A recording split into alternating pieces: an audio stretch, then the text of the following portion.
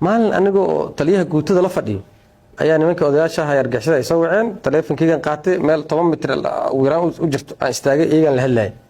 wiil yaro askarta kamid ah ee taliyaha ilaalis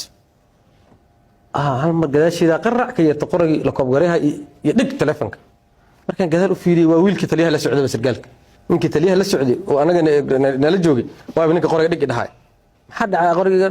shabaab baa dhig taleefanka oo dhaw taliyihii guutadu halkaas fadhiyo ayaa soo arko dhahay ninkii inuu qori ugu haayo wuu soo orday qoriga hoos u dhig soo dhahay noo imaado maxaa hore sargaal inuu ogdo maxaa qoriga u qabata waay wuxuu yiri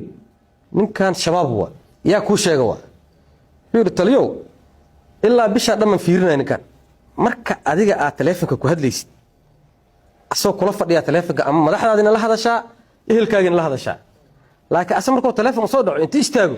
oo xagga kale intii istaago hadlaa maalin kasta dhowr mar isku day inuu wuxuu sheegay dhageysto hoos u hadlaa ma maqlayso warkiis marka ninkan waxa adiga qarinayn oo asiga qarnaa maxay tuu dhah ninkaas waa dareenkiisu fiicnaa min Soomaa